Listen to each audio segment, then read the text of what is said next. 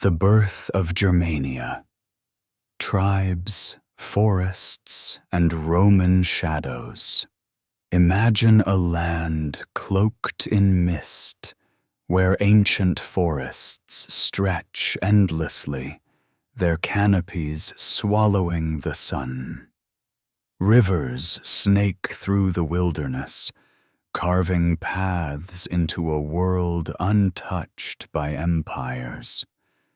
This is Germania, a land of fierce tribes and whispered legends, a place where history begins not with kings or castles, but with the rustle of leaves and the clash of spears. Long before Germany became a nation, it was a patchwork of clans, Cherusci, Suebi, Goths, and more, each bound by blood, honor, and the unyielding will to survive. The story of Germania begins not with its people, but with the outsiders who dared to enter its depth. The Romans, masters of the Mediterranean, saw Germania as a land of opportunity and peril. To them, it was a frontier, a place to expand their empire and claim its resources. But Germania was no easy prize. Its forests were vast and impenetrable, its winters brutal, and its people fiercely independent. The Romans called them barbarians, but these tribes were far from uncivilized. They had their own laws, their own gods, and a deep connection to the land that no empire could sever.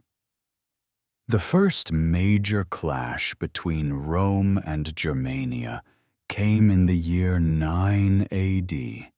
In the dense forests of Teutoburg. Arminius, a chieftain of the Cherusci tribe, had once served in the Roman army. He knew their tactics, their strengths, and their weaknesses. When the Roman general Varus led 3 legions into Germania, Arminius saw an opportunity.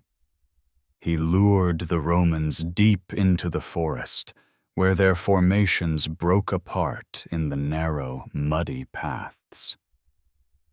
The ambush was devastating. Germanic warriors emerged from the shadows, their war cries echoing through the trees. Swords clashed against spears, discipline against fury. By the end of the battle, 20,000 Romans lay dead, and the dream of conquering Germania died with them. The Battle of Teutoburg Forest was a turning point. Rome, humiliated, withdrew its legions behind the Rhine and Danube rivers. Germania remained free, but not untouched. The Romans continued to trade with the tribes, exchanging goods for amber, furs, and slaves. They also left behind a legacy of fear and respect. Roman writers like Tacitus painted the Germans as noble savages, free, fierce, and unyielding. In his work, Germania, Tacitus described them as a people who valued loyalty, bravery, and simplicity. They choose their kings by birth, their generals by merit, he wrote. Their power is not unlimited or arbitrary. Yet, Germania was not a unified land. The tribes were often at odds with one another, fighting over territory, resources, and honor. They shared no common language, no central government, and no sense of nationhood. What bound them together was their connection to the land and their resistance to outside rule. The forests of Germania were not just a home. They were a fortress, a place where freedom could be defended against any invader. As the centuries passed, Germania began to change. The tribes slowly coalesced into larger groups, influenced by their interactions with Rome and each other. The Goths, the Vandals, and the Franks emerged as powerful forces, shaping the future of Europe. But the spirit of Germania, the fierce independence, the love of freedom, the connection to the land, remained. It was a spirit that would endure through the rise and fall of empires, through wars and revolutions, through the darkest nights and the brightest dawns. This is where the story of Germany begins, not with a nation, but with a people. A people who stood tall in the face of empires, who carved their destiny out of the wilderness, and who laid the foundation for a land that would one day shape the world. The birth of Germania is a tale of courage, resilience, and the unbreakable bond between a people and their land. And it is only the beginning. Charlemagne and the Holy Roman Empire. The First Reich. Imagine a Europe fractured into countless kingdoms, each ruled by warlords and petty kings, their lands ravaged by war and chaos. Into this fragmented world steps a man whose vision would reshape the continent. Charlemagne, king of the Franks, and the father of a new empire. His story is one of ambition, faith, and the dream of uniting a divided world under one crown. This is the tale of the Holy Roman Empire, the First Reich, and the birth of an idea that would echo through the centuries. Charlemagne, or Charles the Great, was born in 742 into a world of shifting alliances and constant warfare. His father, Pepin the Short, had carved out a kingdom from the ruins of the Merovingian dynasty, and Charlemagne inherited not just a throne, but a mission. He was a towering figure, both literally and figuratively, standing over 6 feet tall, with a commanding presence and a mind as sharp as his sword. But Charlemagne was more than a warrior. He was a statesman, a scholar, and a devout Christian. His reign would mark the beginning of a new era, one that blended the legacy of Rome with the spirit of the Germanic tribes. The first step in Charlemagne's grand vision was conquest. Over the course of his reign, he waged more than 50 military campaigns, expanding his kingdom into an empire that stretched from modern-day France to Germany, Italy, and beyond. He subdued the Lombards in Italy, crushed the Saxons in a brutal 30-year war, and pushed into Spain to fight the Moors. Each victory brought new lands under his control, but Charlemagne's goal was not just to conquer, it was to unite. He saw himself as a new Constantine, a Christian emperor who would bring order to a chaotic world. In the year 800, on Christmas Day, Charlemagne's dream was realized. As he knelt in prayer at St. Peter's Basilica in Rome, Pope Leo III placed a crown on his head and declared him Emperor of the Romans.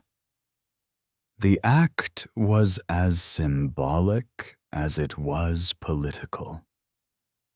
By crowning Charlemagne, the Pope was reviving the idea of a Roman Empire, but one that was Christian and Germanic in character.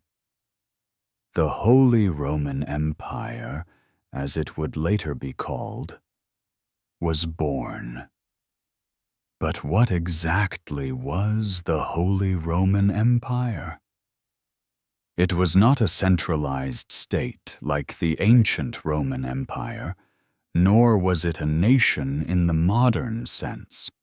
Instead, it was a patchwork of territories, each ruled by local lords who owed allegiance to the emperor. Charlemagne's empire was held together by his personal authority, his military might, and his vision of a Christian commonwealth. He saw himself as the protector of the Church and the defender of Christendom, a role that gave his reign a sense of divine purpose. Charlemagne's reign was also a time of cultural revival, often referred to as the Carolingian Renaissance. He gathered scholars from across Europe to his court, including the English monk Alcuin of York, who helped reform education and promote the study of classical texts. Monasteries became centers of learning, where monks copied ancient manuscripts and preserved the knowledge of the past. Charlemagne himself, though illiterate for much of his life, valued education and encouraged the spread of literacy. His efforts laid the foundation for the intellectual and cultural flourishing of medieval Europe. Yet, for all its achievements, Charlemagne's empire was fragile. It was held together by the force of his personality and the loyalty of his nobles, but it lacked the institutions needed to endure. When Charlemagne died in 814, his empire passed to his son, Louis the Pious. But Louis lacked his father's strength and vision, and the empire soon began to fracture. In 843, the Treaty of Verdun divided the empire among Charlemagne's grandsons, creating the kingdoms of West Francia, East Francia, and Middle Francia. This division marked the beginning of the end for the Carolingian Empire. But the idea of a Holy Roman Empire would endure. The Holy Roman Empire, as it evolved over the centuries, became a complex and often chaotic entity. It was neither holy nor Roman, nor an empire in the traditional sense. Instead, it was a loose confederation of states, each with its own ruler, united under the nominal authority of an emperor. The title of emperor was not hereditary, but elected, chosen by a group of powerful princes known as the electors. This system ensured that the empire remained decentralized, with power often shifting between the emperor and the princes. Despite its flaws, the Holy Roman Empire played a crucial role in European history. It was a bridge between the ancient world and the modern, a symbol of unity in a divided continent. It also laid the groundwork for the idea of Germany as a nation. The eastern part of Charlemagne's empire, known as East Francia, would eventually become the heart of the German-speaking world.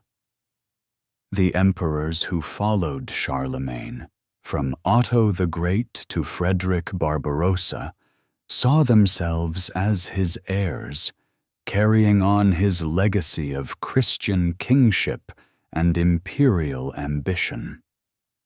Charlemagne's empire may have faded, but his vision of a united Christendom left an indelible mark on Europe. The Holy Roman Empire, with all its contradictions and complexities, was a testament to the enduring power of an idea.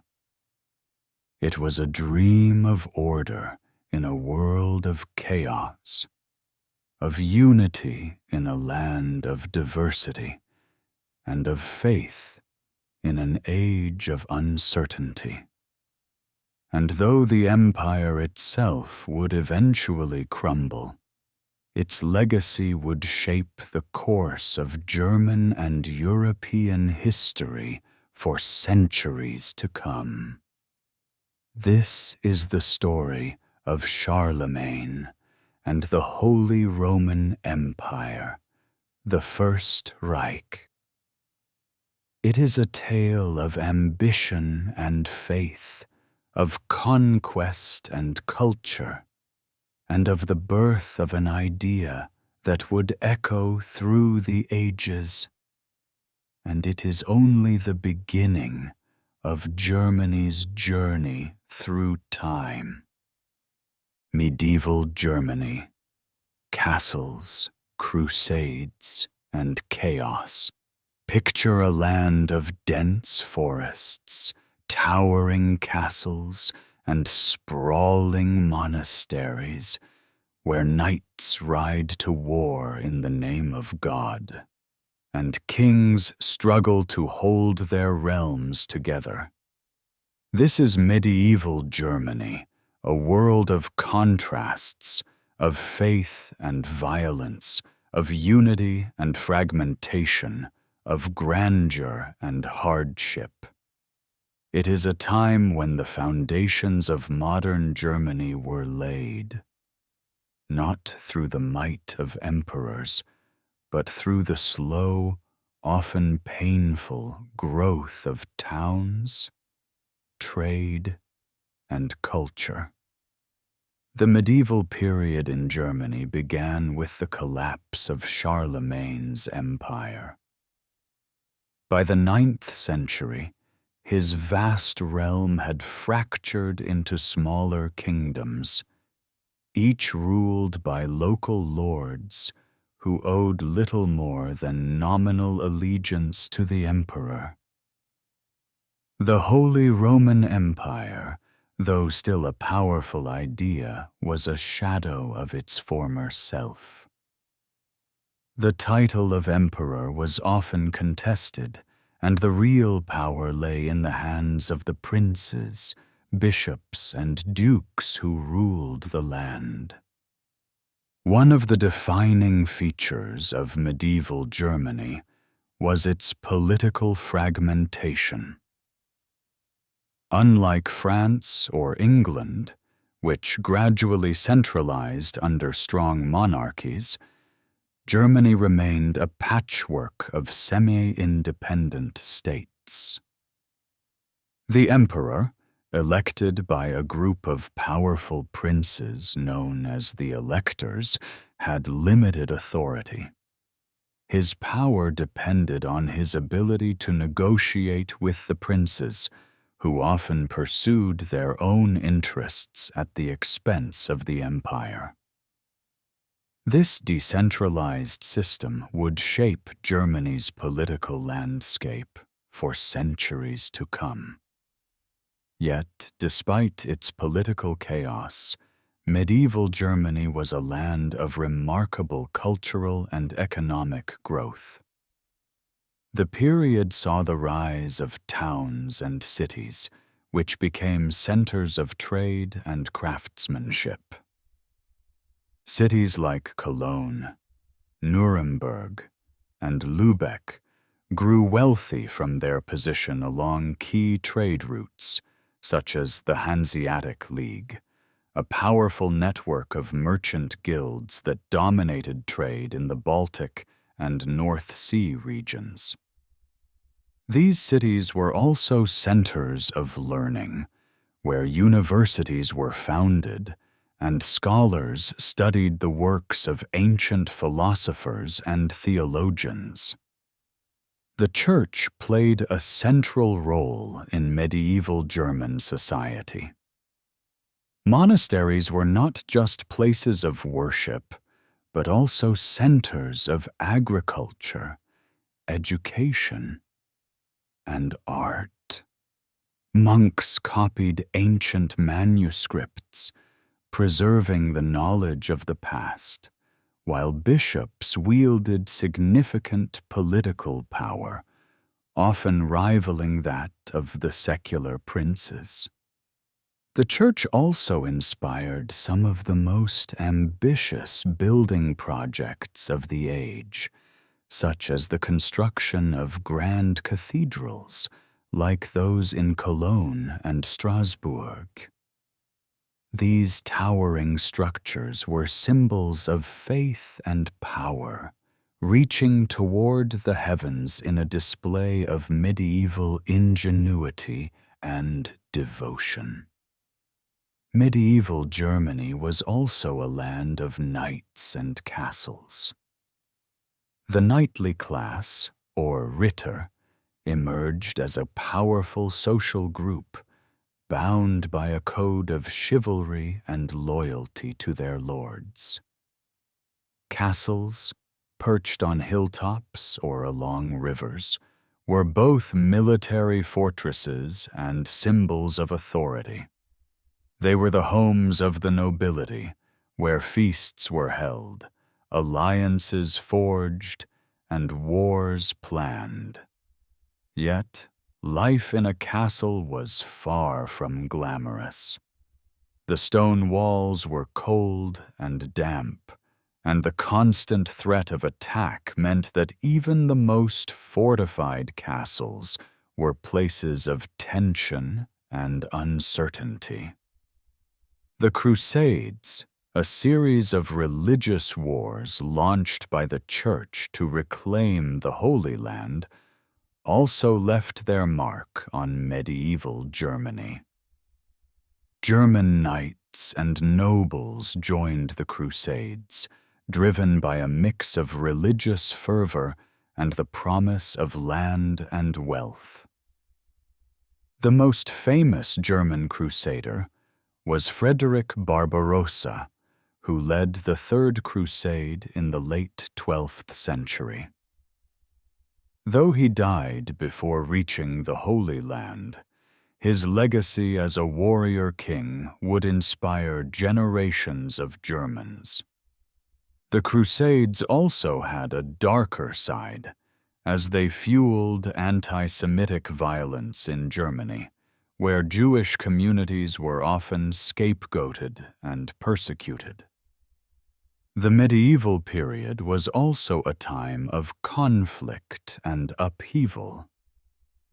The investiture controversy, a bitter struggle between the emperor and the pope over the appointment of bishops, weakened the authority of both the Church and the Empire.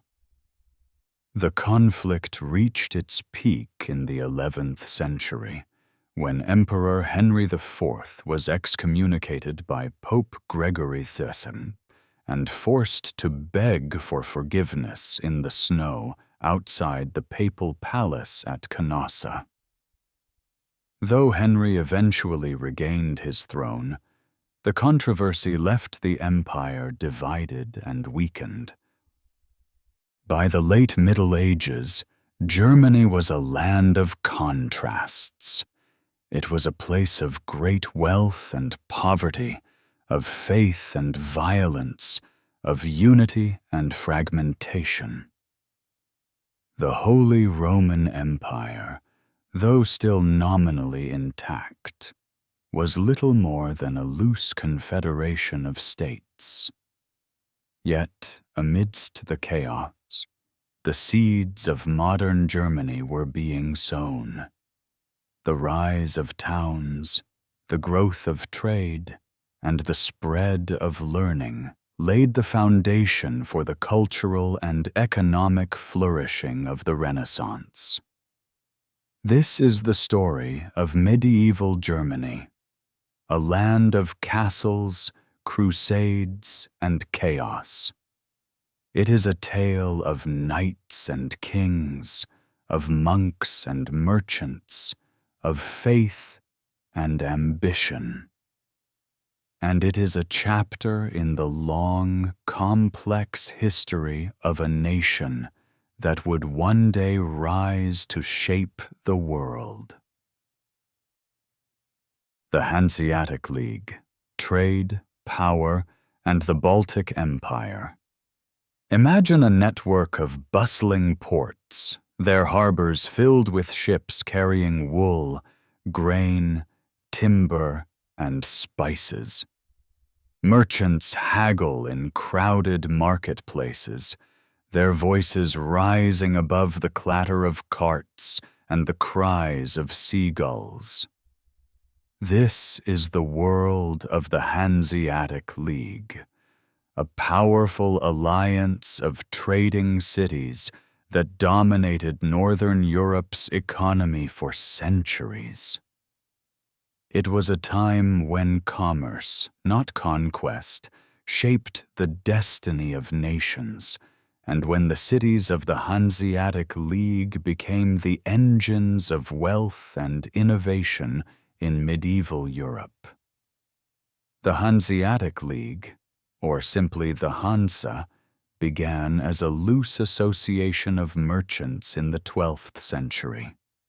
Its roots lay in the growing trade between the Baltic and North Sea regions, where cities like Lübeck, Hamburg, and Bremen emerged as key hubs. These cities, located along major rivers and coastlines, were ideally positioned to control the flow of goods between the resource-rich lands of Scandinavia, Russia, and the Baltic, and the markets of Western Europe. By the 13th century, the Hansa had grown into a formidable economic and political force, with over 200 member cities, stretching from London to Novgorod. At its core, the Hanseatic League was a network of mutual benefit. Member cities agreed to protect each other's merchants, standardize trade practices, and negotiate favorable terms with foreign powers. The Hansa established trading posts, or kontors, in key cities like Bruges, Bergen, and Novgorod, where German merchants could live, work, and trade under the protection of the League. These kontors became centers of commerce and culture, where goods, ideas, and people flowed freely across borders. One of the Hanseatic League's greatest strengths was its ability to project power. The Hansa was not a state, but it wielded influence like one. It negotiated treaties, imposed trade embargoes, and even went to war to protect its interests. In 1367, the League launched a successful campaign against Denmark, forcing the Danish king to grant them favorable trading rights. This victory, known as the Treaty of Stralsund, marked the height of the Hansa's power and cemented its dominance over the Baltic trade.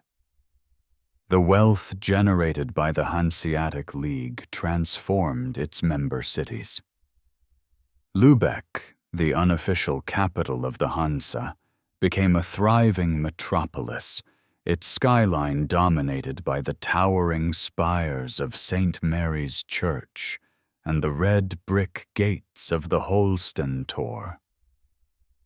The city's wealth attracted artists, scholars, and craftsmen, making it a center of culture and innovation. Other Hanseatic cities like Hamburg, Bremen, and Danzig also flourished. Their prosperity reflected in their grand architecture and bustling markets. Yet the Hanseatic League was not without its challenges. The rise of powerful nation-states like England and the Netherlands threatened its dominance as these countries sought to control their own trade routes and markets. The discovery of new sea routes to Asia and the Americas further undermined the Hansa's position, as trade shifted away from the Baltic and North Sea regions. By the 16th century, the League was in decline, its influence waning as the world entered the age of exploration and globalization. Despite its eventual decline, the Hanseatic League left an indelible mark on Europe. It laid the foundations for modern trade and commerce, introducing concepts like standardized weights and measures, trade agreements, and merchant guilds. It also fostered a sense of unity and cooperation among its member cities, creating a network of trust and mutual support that transcended political and cultural boundaries. The legacy of the Hansa can still be seen today in the historic cities of Northern Europe, their cobblestone streets and red brick buildings a testament to a time when trade, not conquest, shaped the destiny of nations. This is the story of the Hanseatic League, a tale of trade, power, and the Baltic Empire. It is a chapter in the long, complex history of Germany, a nation that has always been at the crossroads of commerce and culture, of tradition and innovation. And it is a reminder that even in a world of kings and empires, the true power often lies in the hands of those who trade, build, and dream. Martin Luther and the Reformation. A nation divided. Imagine a world where the Church holds absolute power, its authority unchallenged and its teachings unquestioned. Now picture a single man, armed with nothing but a quill and his convictions, standing against this vast institution. This is the story of Martin Luther, a humble monk whose actions would shatter the unity of Christendom and ignite a revolution that would forever change the course of German and European history. The Reformation was not just a religious movement, it was a seismic shift that reshaped politics, culture, and society, leaving a divided Germany in its wake. Martin Luther was born in 1483 in Eisleben, a small town in the heart of Germany. His father, a miner, had high hopes for his son, sending him to study law at the University of Erfurt. But Luther's life took a dramatic turn in 1505, when a near-death experience during a thunderstorm led him to vow to become a monk. He joined the Augustinian order, dedicating himself to a life of prayer, study, and penance. Yet, despite his devotion, Luther was plagued by a deep sense of guilt and fear of divine judgment. He struggled to reconcile his belief in a just God with the Church's teachings on salvation through good works and indulgences. The breaking point came in 1517, when the Church launched a campaign to sell indulgences, certificates that promised to reduce the punishment for sins, to fund the construction of St. Peter's Basilica in Rome. Johann Tetzel, a Dominican friar, famously declared, "As soon as the coin in the coffer rings, the soul from purgatory springs." Luther was outraged. He saw the sale of indulgences as a corruption of the gospel and a betrayal of the Church's mission. In response, he penned his 95 Theses, a list of arguments against the practice, and nailed them to the door of the Castle Church in Wittenberg on October 31st, 1517. The 95 Theses spread like wildfire, thanks to the recent invention of the printing press. Within weeks, Luther's ideas had reached every corner of Germany, sparking a wave of debate and dissent. The Church, initially dismissive, soon realized the threat Luther posed. In 1521, he was summoned to the Diet of Worms, an assembly of the Holy Roman Empire, and ordered to recant his writings. Luther refused, declaring, "Here I stand, I can do no other. God help me." His defiance made him a hero to many, but it also marked him as a heretic and an outlaw. The Reformation quickly gained momentum, fueled by widespread dissatisfaction with the Church's corruption and the growing desire for religious reform. Luther's teachings emphasized salvation through faith alone, the authority of Scripture over tradition, and the priesthood of all believers. These ideas resonated deeply with ordinary Germans, who saw in Luther a champion of their spiritual and political aspirations. The movement also found support among German princes who saw an opportunity to assert their independence from the Church and the Holy Roman Emperor. The Reformation, however, was not without its costs. The religious unity of Germany was shattered as the country divided into Protestant and Catholic territories. The conflict escalated into violence, culminating in the 30 Years' War, 1618 to 1648, a devastating conflict that ravaged Germany and left millions dead. The Peace of Westphalia, which ended the war, recognized the principle of cuius regio, aius religio.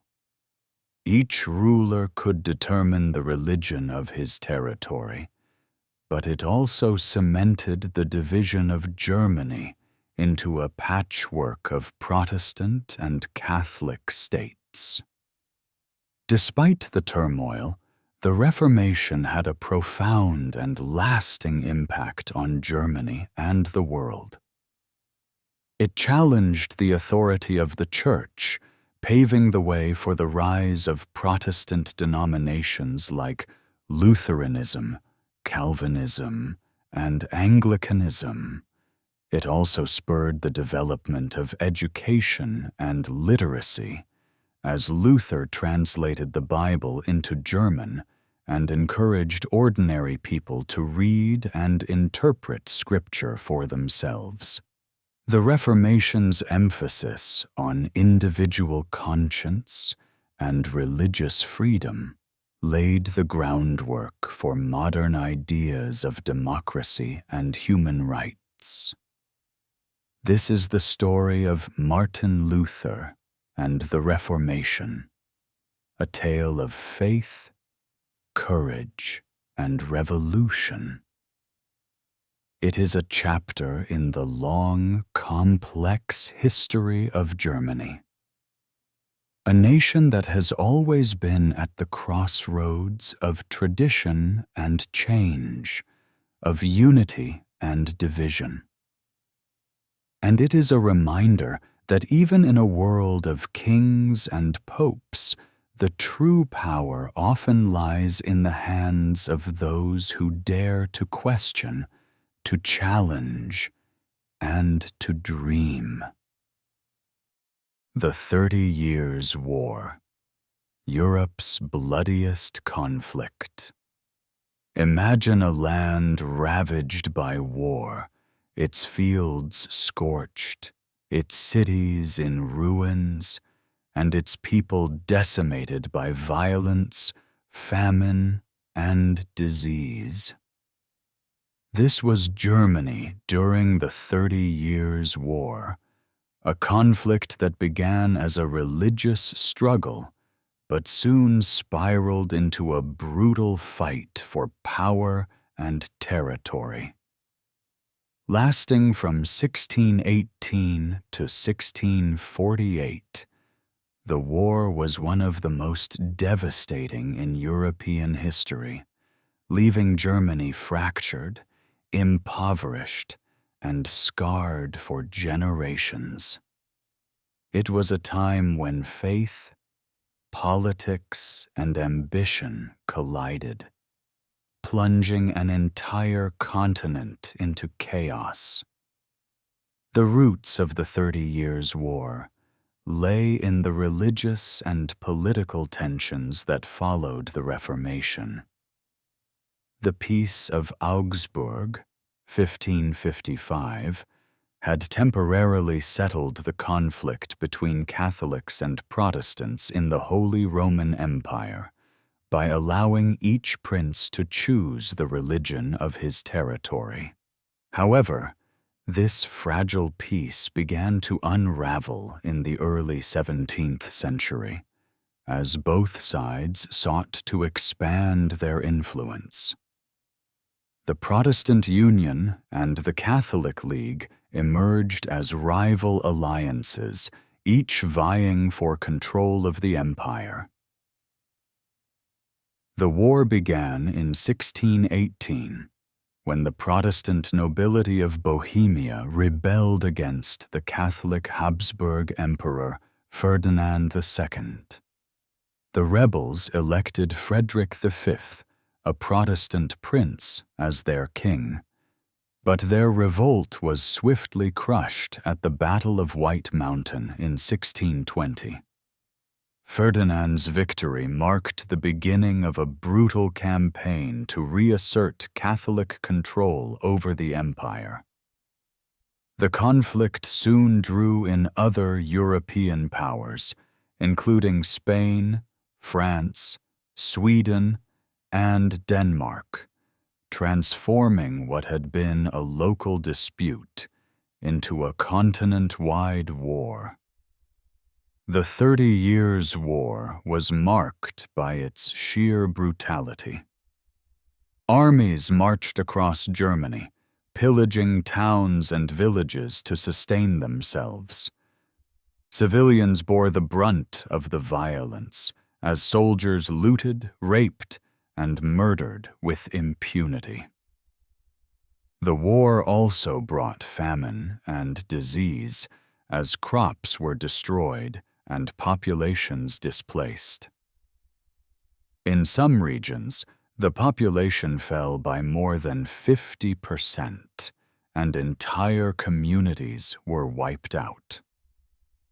The conflict became a byword for suffering, with survivors describing it as a time of fire, blood, and tears. One of the most infamous episodes of the war was the sack of Magdeburg in 1631. The city, a Protestant stronghold, was besieged by Catholic forces under the command of Count Tilly. When the city fell, it was subjected to a massacre so horrific that it shocked even the hardened soldiers of the time. Out of 20,000 inhabitants, only 5,000 survived. The event became a symbol of the war's senseless violence and the depths of human cruelty. The war also saw the rise of some of history's most formidable military leaders. Gustavus Adolphus, the King of Sweden, emerged as a champion of the Protestant cause, leading his armies to a series of stunning victories before his death at the Battle of Lützen in 1632. On the Catholic side, Albrecht von Wallenstein became a legendary figure, known for his ruthless ambition and his ability to raise and command vast armies. Yet even these titans could not bring an end to the conflict, which dragged on for decades, consuming lives and resources. By the 1640s, the war had exhausted all sides. Peace negotiations began in 1644, culminating in the Peace of Westphalia in 1648. The treaty recognized the sovereignty of the German states and reaffirmed the principle of cuius regio, eius religio, allowing each ruler to determine the religion of his territory.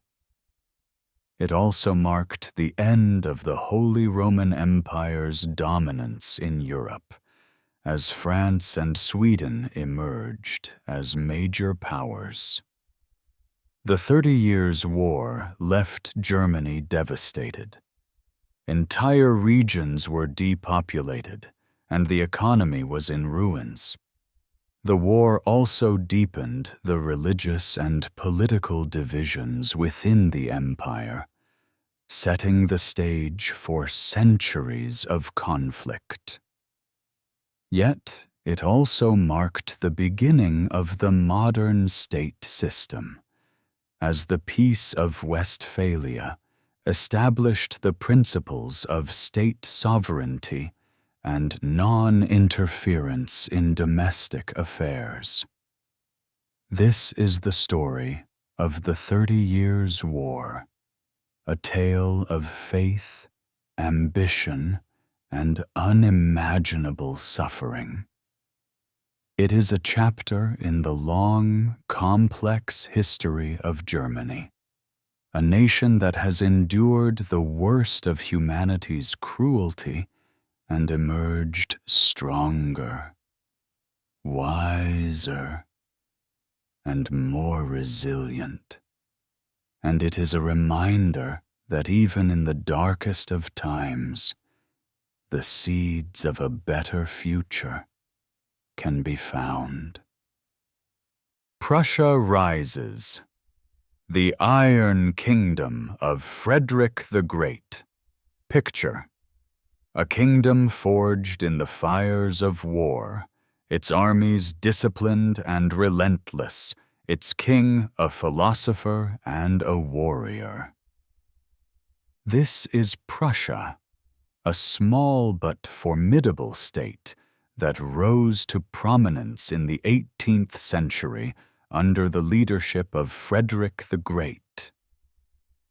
Prussia's story is one of ambition, innovation, and iron will, a tale of how a once marginal territory became a dominant power in Europe.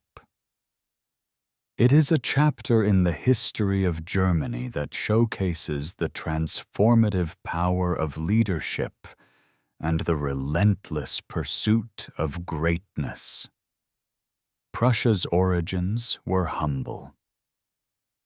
It began as a duchy in the northeastern corner of the Holy Roman Empire, a land of sandy soils and sparse resources.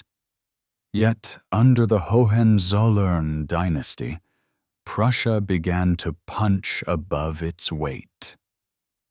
The Great Elector, Frederick William, R. 1640 to 1688, laid the foundations of the Prussian state, building a strong army and centralizing power.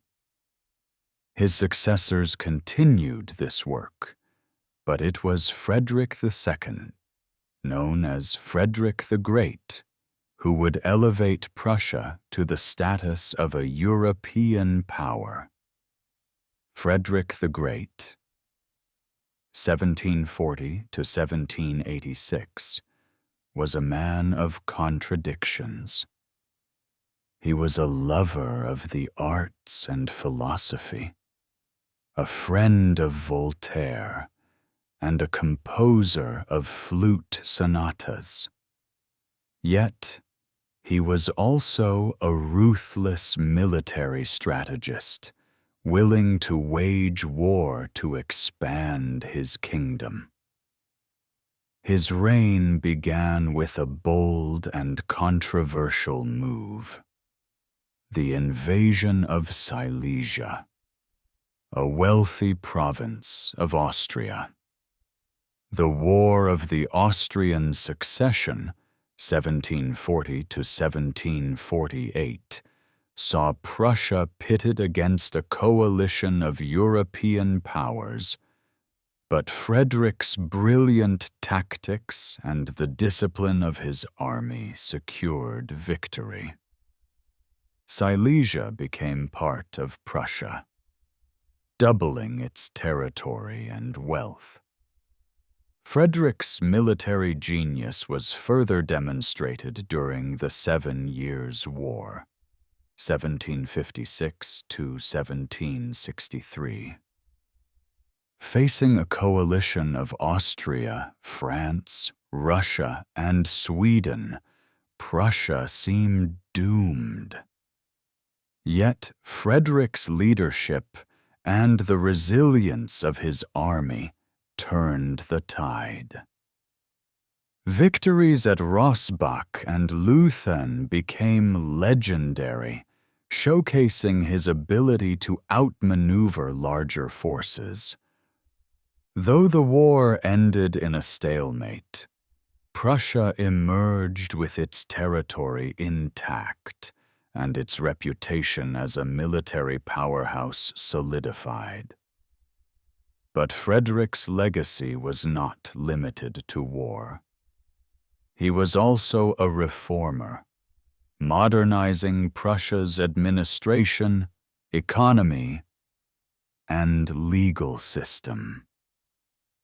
He promoted religious tolerance, declaring, "All religions must be tolerated, for in this country every man must go to heaven in his own way." He encouraged immigration, welcoming skilled workers and farmers to rebuild Prussia's war-torn lands. His reforms laid the groundwork for Prussia's future strength and influence. Frederick's reign also saw the rise of Prussian militarism. The army became the backbone of the state, with every aspect of society geared toward supporting it. The famous Prussian drill and discipline were unmatched, and the officer corps became a privileged class. This militaristic culture would shape Prussia's identity for centuries, influencing its role in the unification of Germany and its actions in the world wars. Yet, Frederick's Prussia was not without its flaws. His wars brought immense suffering, and his authoritarian rule left little room for political freedom. The emphasis on military strength came at the expense of social and economic development in other areas. Nevertheless, Frederick's achievements were undeniable. He transformed Prussia from a minor state into a major European power, earning the admiration of contemporaries and the title the Great. Frederick's death in 1786 marked the end of an era, but his legacy endured. Prussia continued to grow in strength, eventually leading the unification of Germany in 1871, under the leadership of Otto von Bismarck. The Iron Kingdom, forged by Frederick's vision and determination, became the foundation of modern Germany. This is the story of Prussia's rise, a tale of ambition, discipline, and the relentless pursuit of greatness. It is a chapter in the history of Germany that showcases the transformative power of leadership and the enduring legacy of a kingdom built on iron and will. And it is a reminder that even the smallest of states can achieve greatness through vision, determination, and an unyielding spirit. Napoleon's Shadow. The Fall and Rebirth of Germany. Imagine a Europe dominated by a single man, his armies sweeping across the continent, toppling kingdoms and redrawing borders. This was the world of Napoleon Bonaparte, whose conquests brought the Holy Roman Empire to an end and reshaped the political landscape of Germany. Yet, from the ashes of Napoleon's empire, a new Germany began to emerge, one forged in the fires of resistance and the desire for unity. This is the story of how Napoleon's shadow loomed over Germany, bringing both destruction and the seeds of rebirth. When Napoleon came to power in 1799, Germany was a patchwork of over 300 states, loosely held together by the Holy Roman Empire.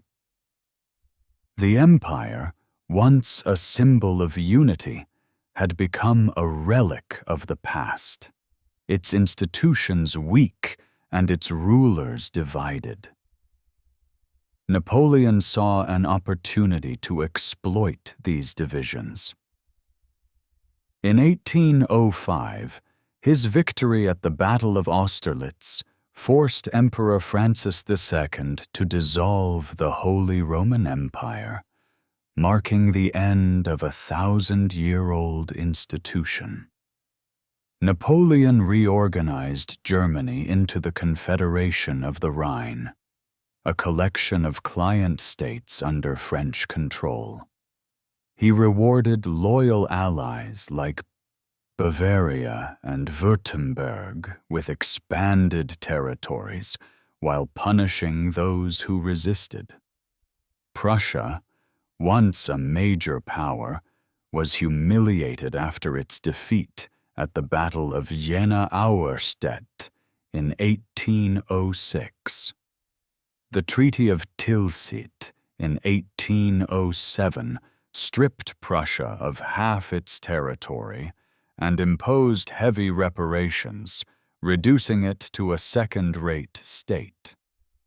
Yet, Napoleon's rule also brought modernization to Germany. The Napoleonic Code introduced legal reforms, abolishing feudal privileges and promoting equality before the law. Administrative reforms streamlined governance, and the abolition of the Holy Roman Empire paved the way for the consolidation of smaller states. These changes, though imposed by a foreign conqueror, laid the groundwork for future reforms and the eventual unification of Germany. The tide began to turn in 1812, when Napoleon's disastrous invasion of Russia weakened his grip on Europe. Prussia, under the leadership of reformers like Karl von Stein and Gerhard von Scharnhorst, began to rebuild its army and mobilize popular resistance. The War of Liberation, 1813 to 1814, saw German states unite against Napoleon, culminating in his defeat at the Battle of Leipzig in 1813. Known as the Battle of the Nations, it was one of the largest and bloodiest battles in European history, marking the beginning of the end for Napoleon's empire. The Congress of Vienna, 1814 to 1815, sought to restore stability to Europe after Napoleon's defeat. The German Confederation was established, a loose association of 39 states under Austrian leadership. While it fell short of the national unity many Germans desired, it represented a step toward greater cooperation and the preservation of German identity. Prussia emerged from the Congress with significant territorial gains, including the Rhineland, which would later become an industrial powerhouse. Napoleon's legacy in Germany was complex. His conquests brought devastation and humiliation, but they also sparked a wave of nationalism and reform. The idea of a united Germany, once a distant dream, began to take root. Intellectuals like Johann Gottlieb Fichte and Ernst Moritz Arndt called for a German nation based on shared language, culture, and history. The Napoleonic Wars also inspired military reforms, as Prussia and other states adopted conscription and modern tactics to defend against future threats. The period of Napoleonic rule also saw the rise of figures who would shape Germany's future. Karl von Stein's reforms abolished serfdom and modernized Prussia's administration, while Wilhelm von Humboldt's educational reforms laid the foundation for a modern, enlightened society.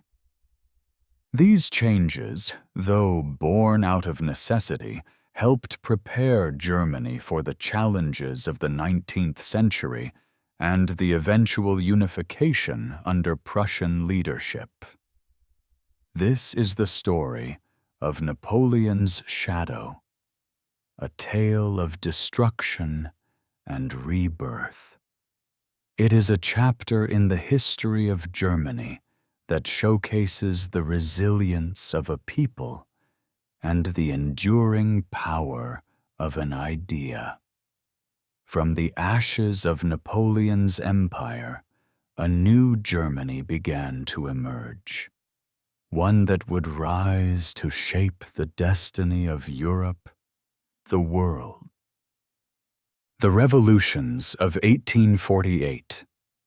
Dreams of unity and freedom.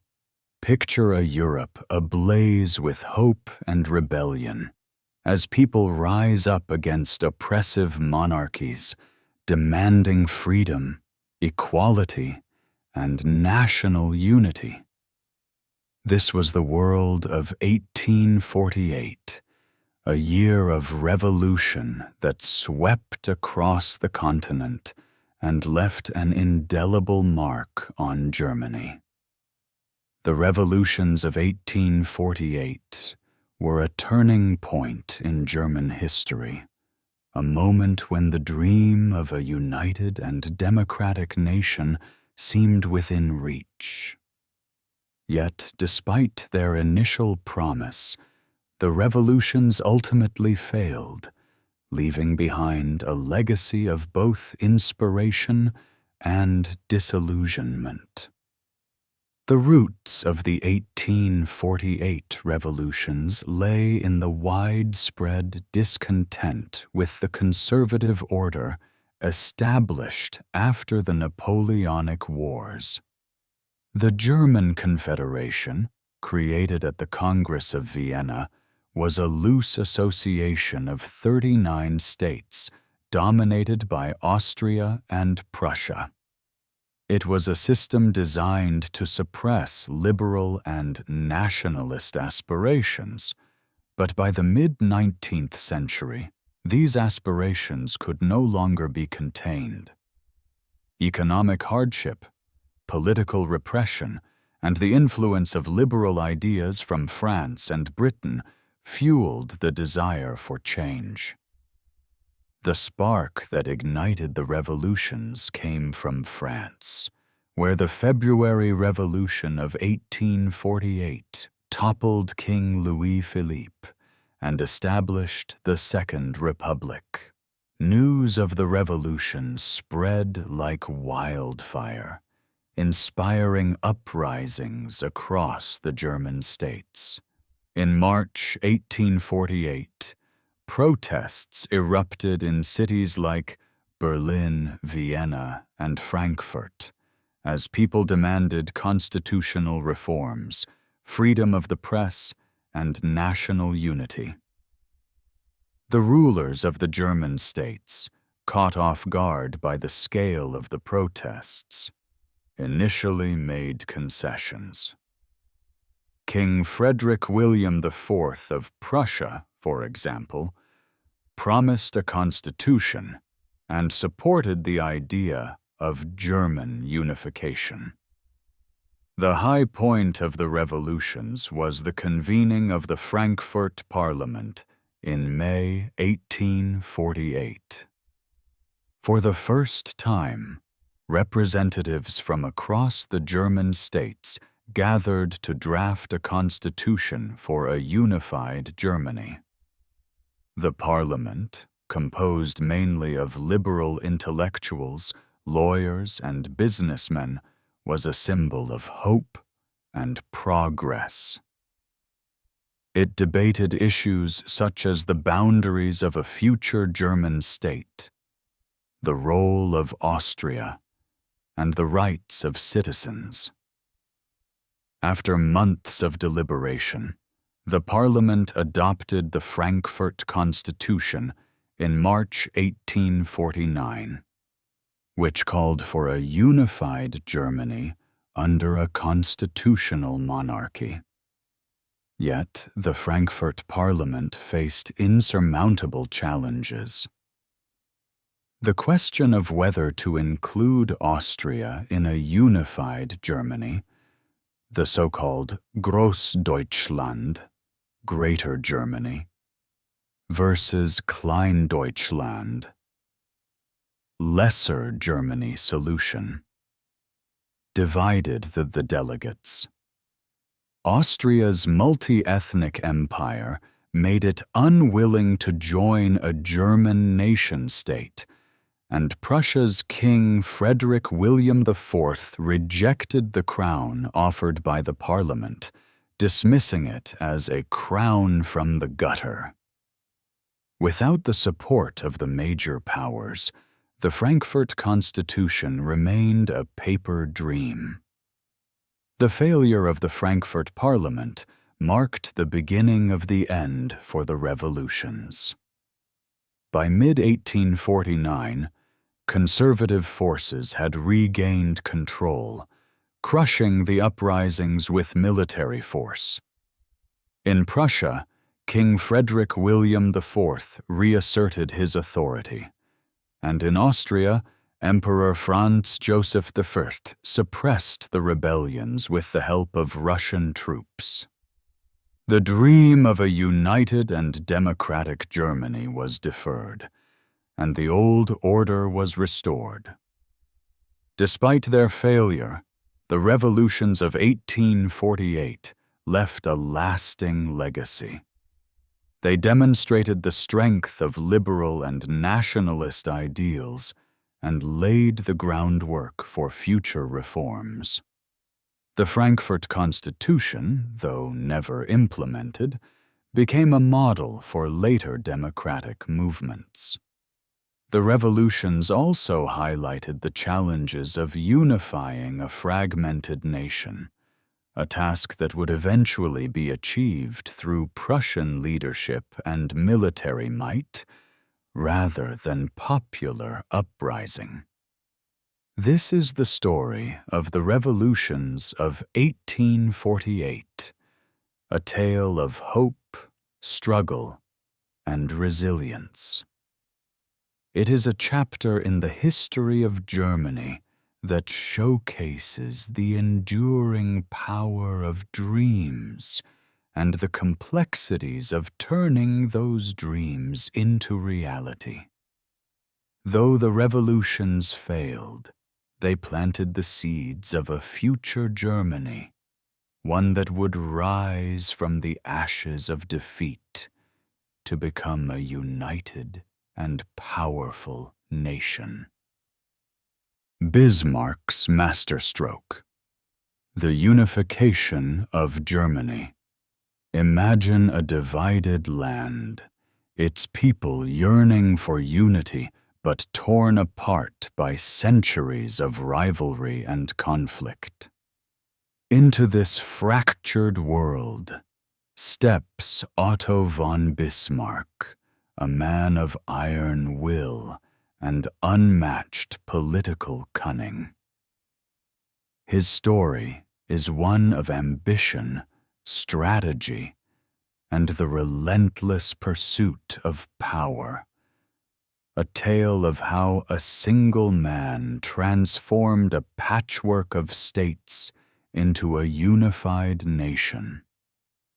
This is the story of Bismarck's masterstroke, the unification of Germany, and the birth of a modern European power.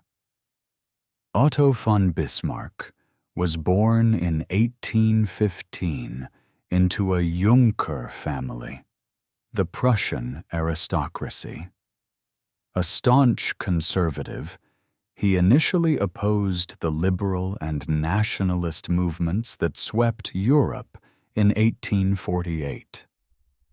Yet, as Prussia's prime minister and later its chancellor, Bismarck would become the architect of German unification. His approach was pragmatic and ruthless, guided by his famous dictum, "The great questions of the day will not be settled by speeches and majority decisions, but by blood and iron." Bismarck's first step toward unification was to strengthen Prussia's position within the German Confederation. He modernized the Prussian army and pursued an aggressive foreign policy, isolating Austria, Prussia's main rival for leadership in Germany. In 1864, Prussia and Austria went to war against Denmark over the duchies of Schleswig and Holstein. The quick victory demonstrated Prussia's military prowess and set the stage for the next phase of Bismarck's plan. The Austro-Prussian War of 1866 was Bismarck's masterstroke. By provoking Austria into conflict, he aimed to exclude it from German affairs and establish Prussian dominance. The war lasted just 7 weeks, culminating in Prussia's decisive victory at the Battle of Königgrätz. The Treaty of Prague dissolved the German Confederation and established the North German Confederation, a new entity led by Prussia. Austria, humiliated and weakened, was forced to accept its exclusion from German affairs. Bismarck's next target was France, the dominant power in Western Europe.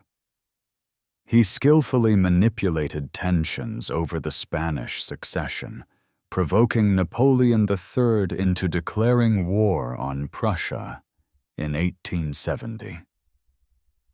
The Franco-Prussian War united the German states behind Prussia as they rallied to defend their shared culture and language. The war ended in a swift Prussian victory, capped by the capture of Napoleon III at the Battle of Sedan. The fall of Paris in January 1871 marked the end of French resistance. On January 18, 1871, in the Hall of Mirrors at the Palace of Versailles, King Wilhelm I of Prussia was proclaimed German Emperor. The ceremony, orchestrated by Bismarck, was a symbolic assertion of German unity and power. The new German Empire, or Kaiserreich, was a federal state under Prussian leadership, with Bismarck as its first chancellor. It was a moment of triumph, the culmination of centuries of struggle and aspiration. Bismarck's unification of Germany was not just a military achievement, but also a political one. He skillfully balanced the interests of the German states, ensuring their loyalty to the new empire. He also navigated the complex web of European diplomacy, securing the support of Russia and isolating France. His policies laid the foundation for Germany's rapid industrialization and emergence as a global power. Yet, Bismarck's legacy was not without its contradictions. His authoritarian methods and suppression of dissent sowed the seeds of future conflict. The exclusion of Austria from the German Empire created tensions that would later contribute to the outbreak of World War I. And his focus on maintaining Prussian dominance within the empire left little room for the development of a truly democratic society. This is the story of Bismarck's Masterstroke, a tale of ambition, strategy, and the relentless pursuit of power. It is a chapter in the history of Germany that showcases the transformative power of leadership and the complexities of building a nation. And it is a reminder that even the greatest achievements come with costs and consequences. The Kaiser's Empire. Industry, ambition, and the road to war. Picture: a nation transformed, its cities bustling with factories, its railways stretching across the continent, and its armies the envy of Europe. This was Germany under Kaiser Wilhelm II, a rising industrial powerhouse and a formidable military force. Yet, beneath the surface of prosperity and progress lay tensions and ambitions that would lead the world to the brink of catastrophe. This is the story of the Kaiser's Empire, a tale of industry, ambition, and the road to war. When Wilhelm II ascended to the throne in 1888, Germany was a young nation unified just 17 years earlier under Bismarck's leadership. The new emperor, however, was determined to make his mark. Unlike his grandfather, Wilhelm I, who had relied on Bismarck's guidance, Wilhelm II was impulsive and ambitious, eager to assert his authority and expand Germany's influence on the global stage. One of his first acts was to dismiss Bismarck in 1890, signaling a shift toward a more aggressive and unpredictable foreign policy. Under Wilhelm II, Germany underwent rapid industrialization, becoming one of the world's leading economic powers. Cities like Berlin, Essen, and Cologne grew into bustling metropolises, their skylines dominated by factories and smokestacks. The chemical, steel, and electrical industries flourished, with companies like BASF, Krupp, and Siemens leading the way. Germany's railways expanded, connecting its cities and fueling economic growth. By the early 20th century, Germany rivaled Britain and the United States in industrial output. This economic boom was accompanied by a surge in population as millions moved from rural areas to cities in search of work. The rise of an urban working class brought new social and political challenges. The Social Democratic Party, SPD, which advocated for workers' rights and social reform, became a major force in German politics. Wilhelm II, however, viewed the SPD with suspicion, fearing its growing influence would undermine the monarchy and the traditional social order. Wilhelm II's ambitions extended beyond Germany's borders. He sought to establish Germany as a global power, pursuing a policy of Weltpolitik, world politics. This included building a powerful navy to challenge Britain's dominance of the seas. Under the leadership of Admiral Alfred von Tirpitz, Germany embarked on a massive naval buildup, constructing battleships and dreadnoughts that alarmed Britain and other European powers. The naval arms race heightened tensions and contributed to the formation of alliances that would later plunge Europe into war. Germany's colonial ambitions also grew under Wilhelm II.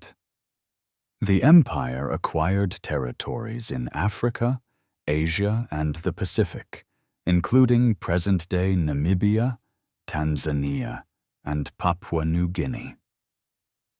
These colonies were seen as symbols of Germany's status as a global power, but they also brought challenges, including resistance from local populations and conflicts with other colonial powers. The Herero and Nama genocide in German Southwest Africa, modern-day Namibia, between 1904 and 1908 remains a dark chapter in Germany's colonial history.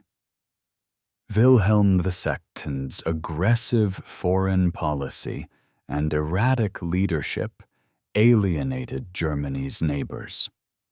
His support for Austria-Hungary in the Balkans and his refusal to renew the reinsurance treaty with Russia left Germany increasingly isolated.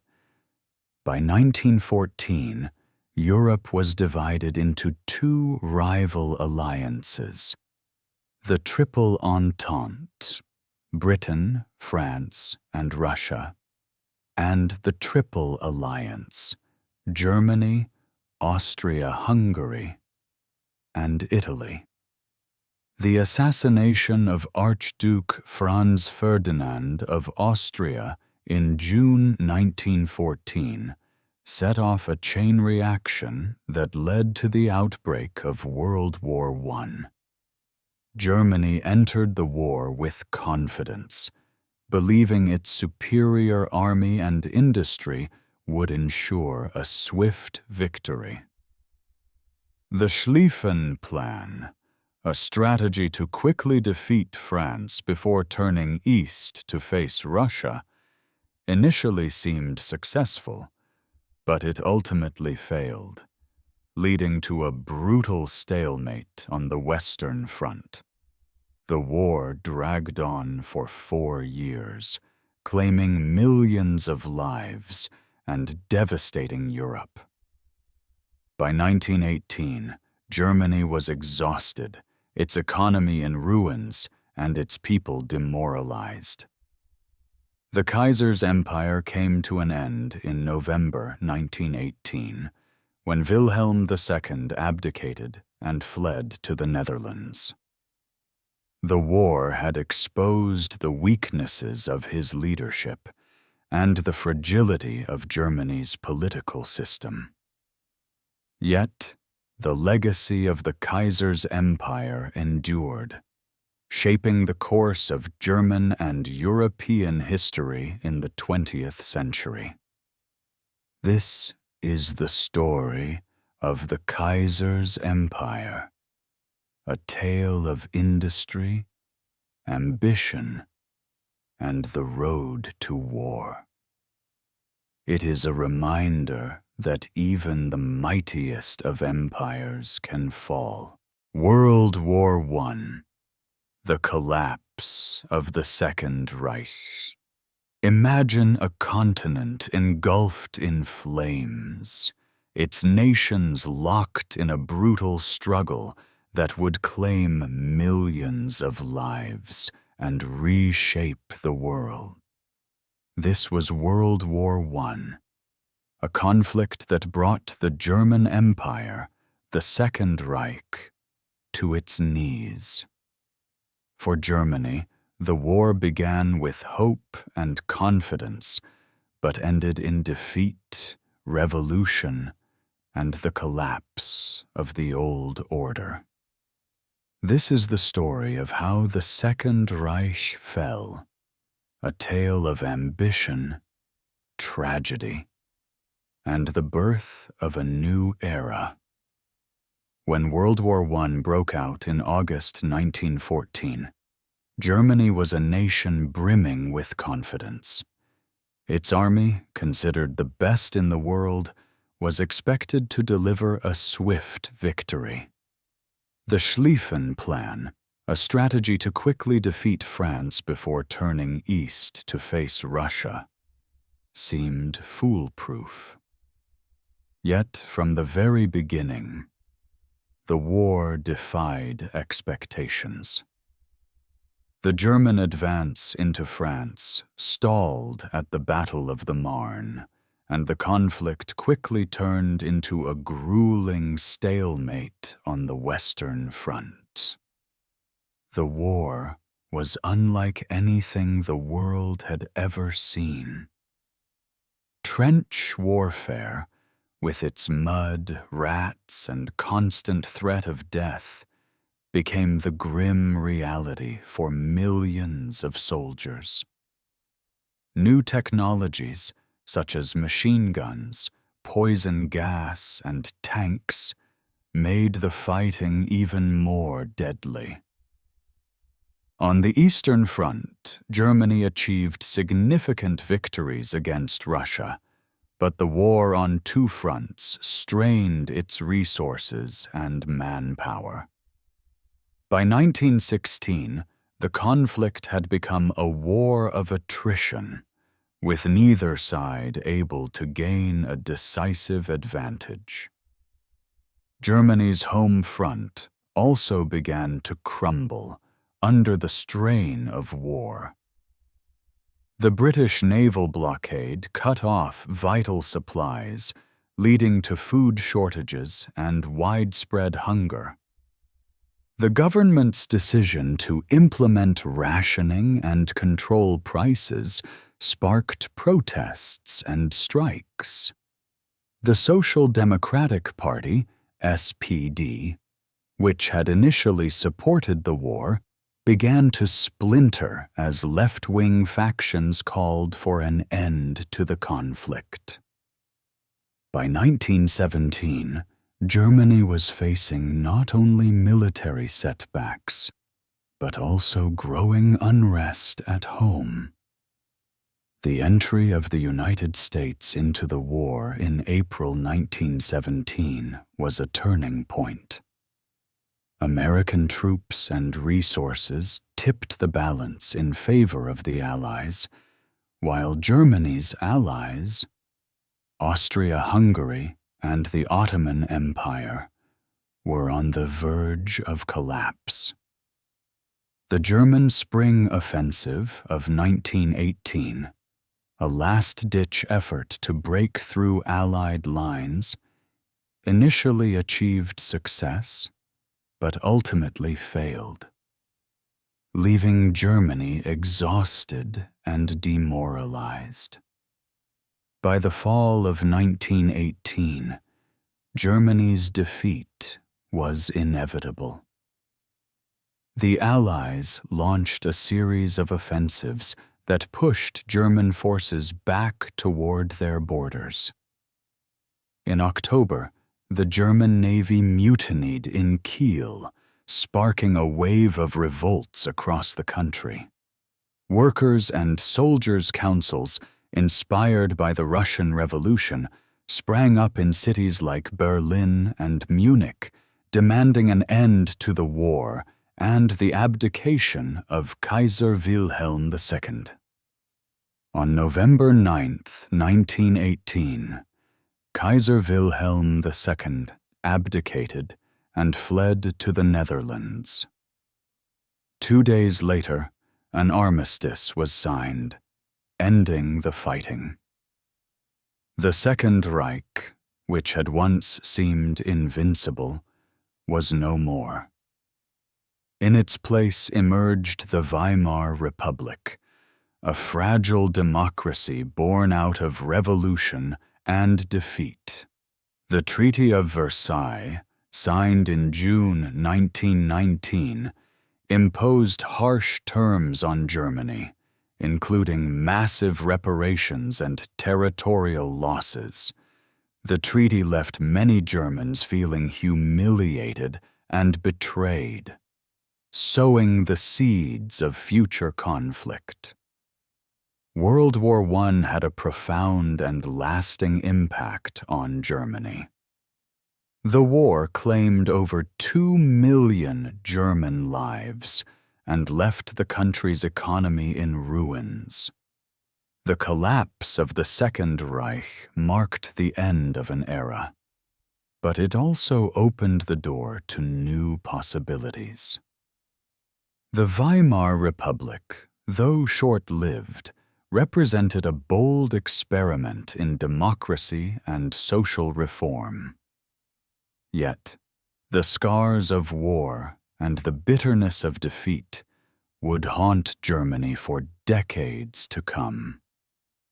This is the story of World War I and the collapse of the Second Reich, a tale of ambition, tragedy, and the birth of a new era. It is a chapter in the history of Germany that showcases the devastating consequences of war and the resilience of a nation in the face of unimaginable hardship.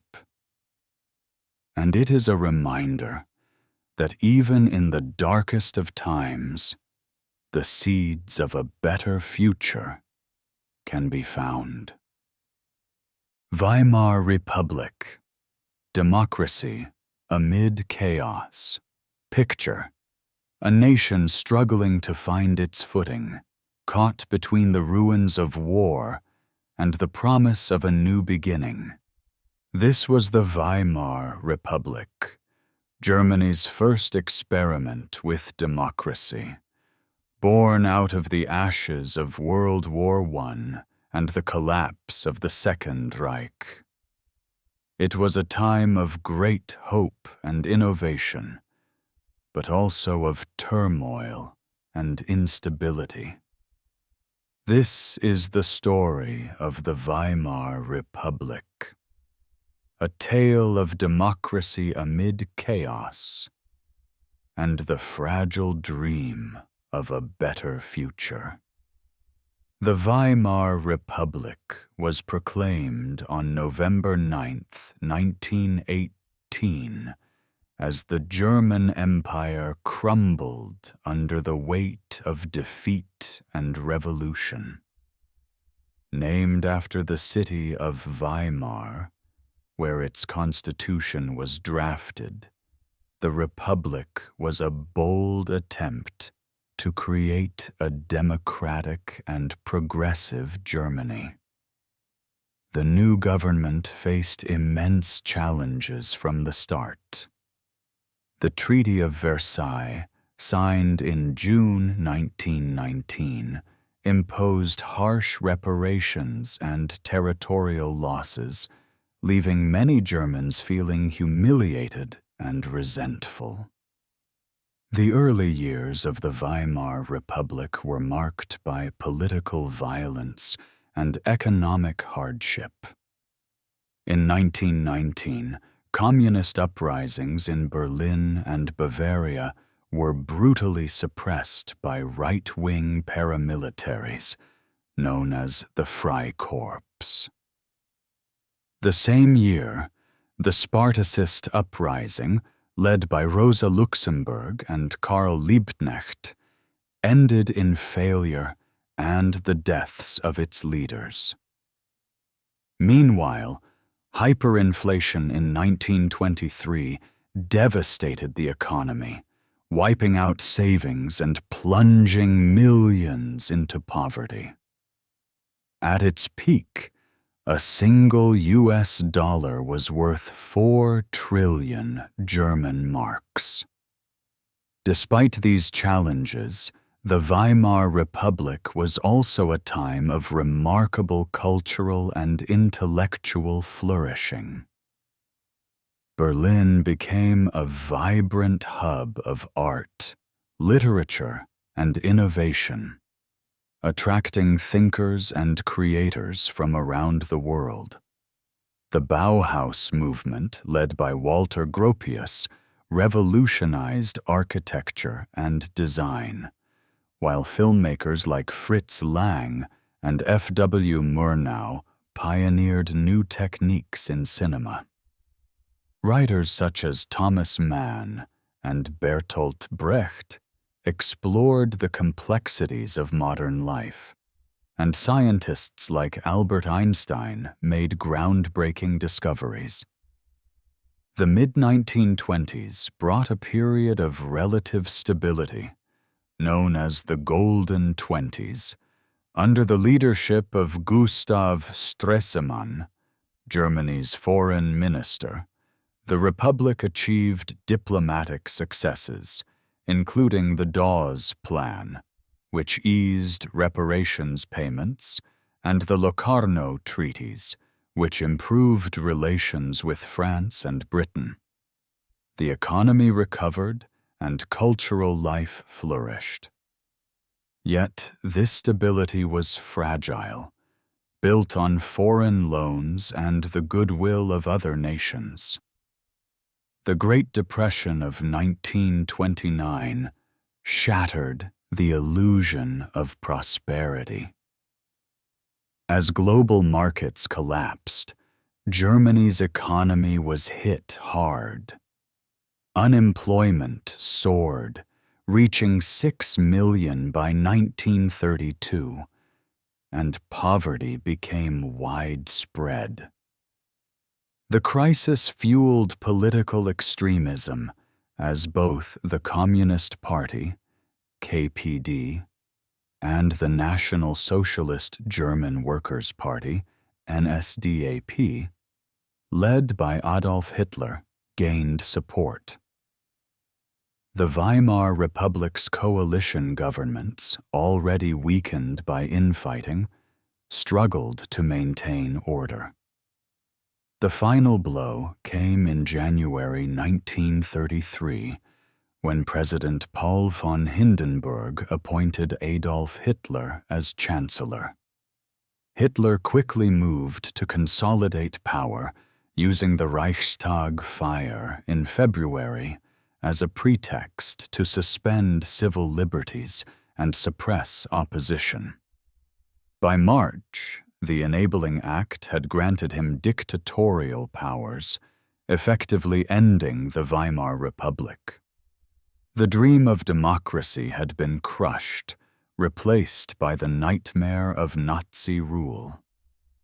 The Weimar Republic's legacy is complex. It was a time of great creativity and progress, but also of instability and failure. Its collapse paved the way for the horrors of the Nazi regime, but it also demonstrated the resilience of democratic ideals.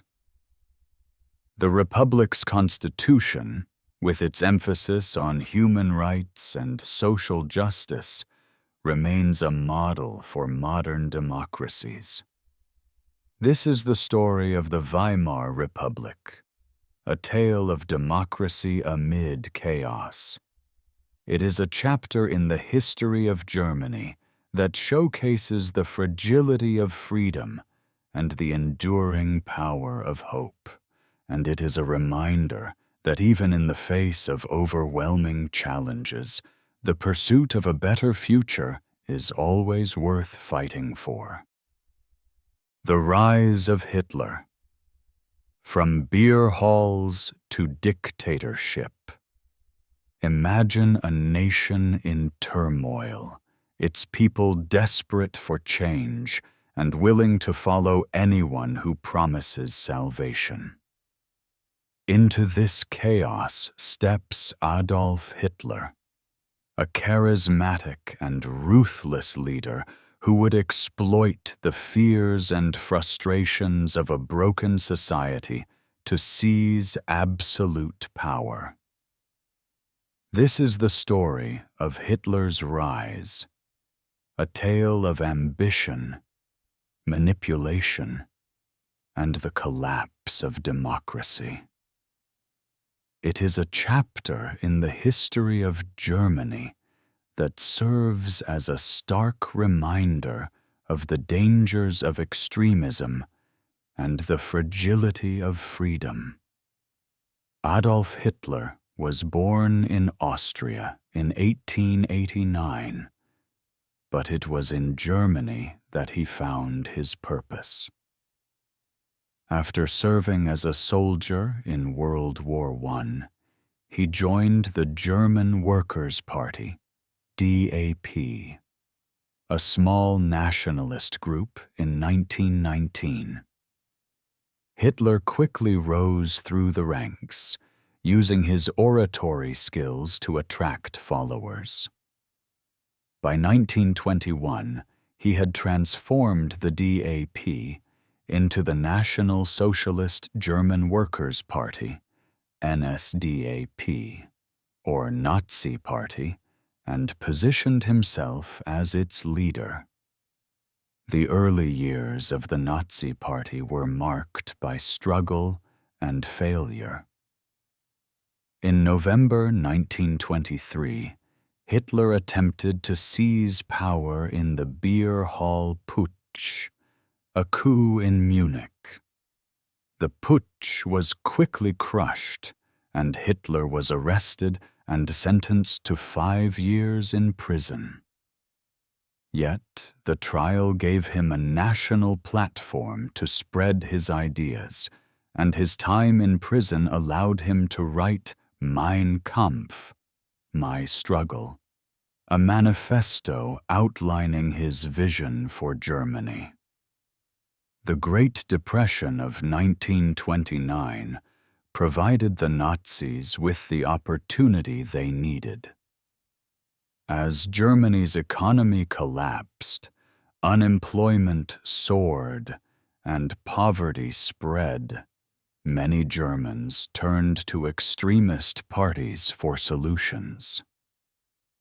The Nazis, with their promises of national revival, economic recovery, and scapegoating of Jews and communists, gained widespread support. In the 1930 elections, the NSDAP became the second largest party in the Reichstag, winning 107 seats. Hitler's path to power was paved by backroom deals and political maneuvering. In January 1933, conservative politicians, believing they could control Hitler, convinced President Paul von Hindenburg to appoint him chancellor. Once in office, Hitler moved quickly to consolidate his power. The Reichstag fire in February 1933, blamed on a communist plot, provided the pretext for the Reichstag fire decree, which suspended civil liberties and allowed the Nazis to suppress opposition. The final step in Hitler's rise to dictatorship came in March 1933, with the passage of the Enabling Act. The act granted Hitler the power to enact laws without the Reichstag's approval, effectively ending democracy in Germany. Over the next year, the Nazis eliminated all political opposition, banned trade unions, and purged the civil service of Jews and other undesirables. By August 1934, when Hindenburg died, Hitler had merged the offices of Chancellor and President, declaring himself Führer, leader of Germany. Hitler's rise to power was not just a political victory, but also a cultural and social revolution. The Nazis sought to reshape German society in their image, promoting a vision of racial purity and national unity.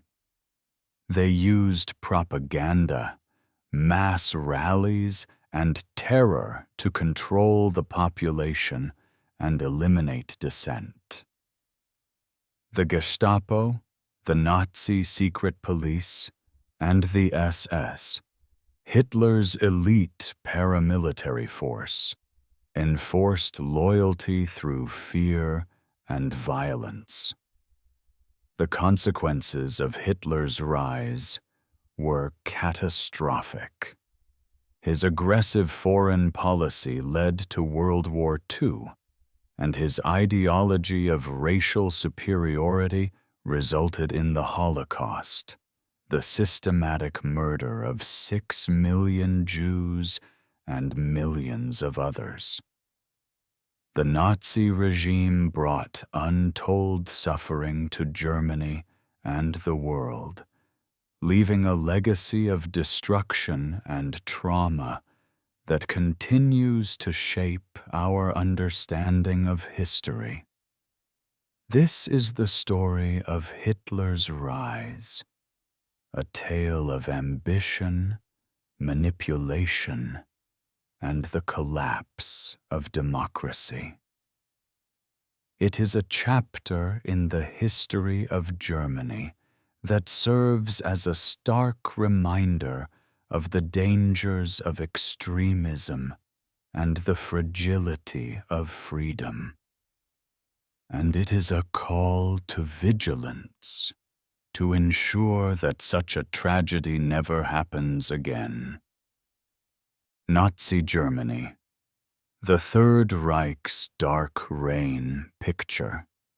A nation under the grip of tyranny, its streets filled with propaganda, its people silenced by fear, and its institutions transformed into tools of oppression. This was Nazi Germany, a regime built on hatred, violence, and the ruthless pursuit of power. Under Adolf Hitler's leadership, the Third Reich sought to reshape the world according to its twisted ideology, leaving a trail of destruction and suffering in its wake. This is the story of Nazi Germany, a tale of darkness and the human capacity for both evil and resistance. When Hitler became Chancellor in January 1933, he moved quickly to consolidate his power. The Reichstag fire in February provided the pretext for the Reichstag Fire Decree, which suspended civil liberties and allowed the Nazis to suppress opposition. The Enabling Act, passed in March, granted Hitler dictatorial powers, effectively ending democracy in Germany. Over the next year, the Nazis eliminated all political opposition, banned trade unions, and purged the civil service of Jews and other undesirables.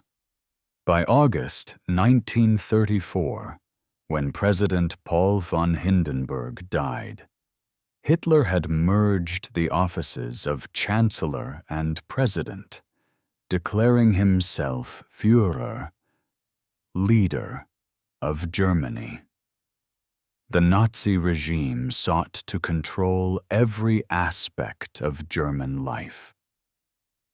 Propaganda, led by Joseph Goebbels, saturated the media, promoting Hitler as a savior and the Nazis as the embodiment of national unity. Mass rallies, such as the annual Nuremberg rallies, showcased the regime's power and discipline. The Hitler Youth and the League of German Girls indoctrinated young people with Nazi ideology, while the Gestapo and the SS enforced loyalty through fear and violence. At the heart of Nazi ideology was the belief in racial superiority. The Nazis promoted the idea of an Aryan master race, destined to rule over inferior peoples. This ideology led to the persecution of Jews, Roma, disabled individuals, and others deemed unworthy of life. The Nuremberg laws of 1935 stripped Jews of their citizenship and forbade marriages between Jews and non-Jews. The Kristallnacht pogrom in November 1938 marked a violent escalation, as Jewish homes, businesses, and synagogues were destroyed, and thousands were arrested. The outbreak of World War II in September 1939 provided the Nazis with the opportunity to implement their most horrific plans. The invasion of Poland was followed by the establishment of ghettos and concentration camps where millions of Jews and others were imprisoned, forced into slave labor, and murdered. The Wannsee Conference in January 1942 formalized the final solution, the systematic extermination of European Jewry. 6 million Jews, along with millions of others, were killed in the Holocaust, one of the darkest chapters in human history. Yet, even in the face of such horror, there were acts of resistance and courage. The White Rose, a group of students in Munich, distributed anti-Nazi leaflets and paid with their lives. The Warsaw Ghetto Uprising in 1943 saw Jewish fighters resist deportation to death camps. And within Germany itself, individuals like Oskar Schindler and Dietrich Bonhoeffer risked their lives to save others and oppose the regime. The Third Reich's reign of terror came to an end in May 1945, as Allied forces closed in on Berlin and Hitler committed suicide in his bunker. The war left Germany in ruins, its cities bombed, its economy shattered, and its people traumatized. The Nuremberg trials held Nazi leaders accountable for their crimes, but the scars of the Nazi era would take generations to heal. This is the story of Nazi Germany, a tale of darkness and the human capacity for both evil and resistance. It is a chapter in the history of Germany that serves as a stark reminder of the dangers of hatred and the importance of vigilance in defending freedom and human dignity. And it is a call to remember, to ensure that such a tragedy never happens again. World War II, Germany's downfall. Imagine a world engulfed in flames, its nations locked in a struggle that would determine the fate of humanity. This was World War II, a conflict that began with Germany's aggressive expansion and ended with its total defeat. For Germany, the war was a catastrophic failure, a descent into ruin that left the country divided and its people shattered. This is the story of Germany's downfall, a tale of ambition, destruction, and the resilience of the human spirit. World War II began on September 1st, 1939, when Germany invaded Poland. The invasion, carried out with brutal efficiency, marked the start of Hitler's quest for European domination. Using the tactic of blitzkrieg, lightning war, German forces quickly overran Poland, Denmark, Norway, the Netherlands, Belgium, and France. By the summer of 1940, Germany controlled most of Western Europe, and Hitler stood at the height of his power. Yet the tide began to turn in 1941, when Germany launched Operation Barbarossa, the invasion of the Soviet Union. Initially, the campaign was successful, with German forces advancing deep into Soviet territory. However, the harsh Russian winter, combined with fierce Soviet resistance, halted the German advance. The Battle of Stalingrad, which lasted from August 1942 to February 1943, was a turning point.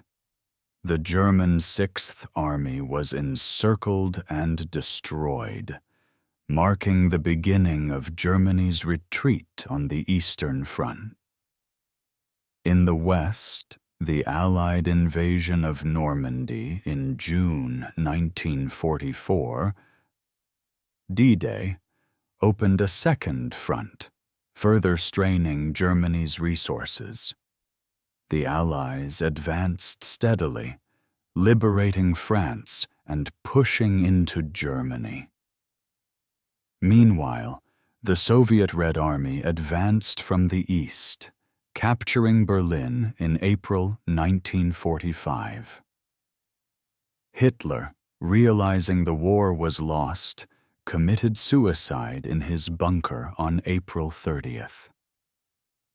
On May 8th, Germany surrendered unconditionally, bringing the war in Europe to an end. The cost of the war was staggering. Germany's cities lay in ruins, destroyed by Allied bombing campaigns. Millions of Germans were dead, wounded, or displaced. The country's economy was shattered, and its infrastructure was in tatters. The war also exposed the horrors of the Nazi regime, including the Holocaust, in which 6 million Jews and millions of others were systematically murdered. The aftermath of the war saw Germany divided and occupied by the Allied powers. The Potsdam Conference in July 1945 established the framework for the occupation, with the United States, Britain, France, and the Soviet Union, each controlling a zone. Berlin, located deep within the Soviet zone, was also divided. The division of Germany reflected the broader tensions of the Cold War, as the Western Allies and the Soviet Union vied for influence. In the years that followed, Germany became a symbol of the Cold War's divisions. The Western zones were merged to form the Federal Republic of Germany, West Germany, in 1949, while the Soviet zone became the German Democratic Republic, East Germany. The Berlin Wall, built in 1961, became a physical manifestation of the Iron Curtain, separating families and ideologies. Yet, even in the face of such devastation, Germany began to rebuild. The Marshall Plan, launched by the United States in 1948, provided economic aid to Western Europe, helping to spur recovery. In West Germany, the Wirtschaftswunder, economic miracle, of the 1950s and 60s transformed the country into a prosperous democracy. In East Germany, however, recovery was slower, hampered by the Soviet Union's exploitative policies. This is the story of World War II and Germany's downfall, a tale of ambition, destruction, and the resilience of the human spirit. It is a chapter in the history of Germany that serves as a stark reminder of the consequences of war and the importance of peace. And it is a testament to the strength of a nation that, despite its darkest hour, found a way to rise again. Divided Germany. The Cold War's Frontline. Picture: a nation split in two, its people separated by ideology, barbed wire, and a wall that became a global symbol of division. This was Germany during the Cold War, a front line in the struggle between democracy and communism. From 1949 to 1989, Germany existed as two separate states: the Federal Republic of Germany, West Germany, and the German Democratic Republic, East Germany. This is the story of divided Germany, a tale of resilience, repression, and the enduring hope for reunification. The division of Germany began in the aftermath of World War II. At the Potsdam Conference in July 1945, the Allied powers, the United States, Britain, France, and the Soviet Union, agreed to divide Germany into 4 occupation zones. Berlin, though located deep within the Soviet zone, was also divided. Tensions between the Western Allies and the Soviet Union quickly escalated as the ideological divide between capitalism and communism hardened. In 1949, the division became formal.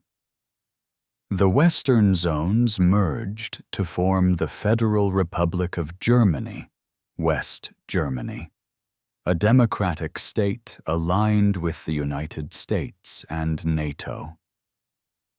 The Soviet zone became the German Democratic Republic, East Germany, a communist state under Soviet influence. The two Germanys represented not just different political systems, but competing visions for the future. West Germany, under the leadership of Chancellor Konrad Adenauer, embraced democracy and a market economy. With the help of the Marshall Plan, West Germany experienced an economic miracle, Wirtschaftswunder, rebuilding its cities and industries and becoming one of the world's leading economies. The country also sought reconciliation with its neighbors, particularly France, and became a founding member of the European Economic Community, EEC. East Germany, however, struggled under Soviet-style communism. The economy was centrally planned, with industries nationalized and agriculture collectivized. While the regime touted achievements like universal health care and education, it was also marked by repression. The Stasi, the secret police, monitored citizens' every move, and dissent was ruthlessly suppressed. Many East Germans sought to escape to the West, leading to a mass exodus that threatened the regime's stability. To stem the flow of refugees, East Germany built the Berlin Wall in August 1961. The wall, a concrete barrier topped with barbed wire, became a symbol of the Cold War's divisions. Families were separated, and those who attempted to escape risked their lives. Over the years, hundreds were killed trying to cross the wall, while others were imprisoned or shot by border guards. Despite the wall, the desire for freedom and reunification never died. In West Germany, the government maintained that it was the sole legitimate representative of the German people, and reunification remained a key goal. In East Germany, however, the regime sought to create a distinct socialist identity, downplaying the idea of a unified Germany. The two states existed in a tense standoff, each claiming to represent the true Germany. The Cold War also turned Germany into a potential battleground. NATO and the Warsaw Pact stationed troops and nuclear weapons on German soil, and the threat of war loomed large. The Berlin Crisis of 1961 and the Cuban Missile Crisis of 1962 brought the world to the brink of nuclear conflict, with Germany at the center of the storm. Yet, even in the face of such tension, there were moments of hope. The policy of Ostpolitik, initiated by West German Chancellor Willy Brandt in the 1970s, sought to improve relations with East Germany and the Soviet bloc. Treaties were signed, and travel restrictions were eased, allowing some families to reunite. The Helsinki Accords of 1975, which recognized the inviolability of borders and human rights, also provided a framework for dialogue. The fall of the Berlin Wall in November 1989 marked the beginning of the end for divided Germany. The peaceful revolution in East Germany, fueled by mass protests and the weakening of Soviet power, led to the collapse of the communist regime. On October 3, 1990, Germany was officially reunified, ending 45 years of division. This is the story of divided Germany, a tale of resilience, repression, and the enduring hope for reunification.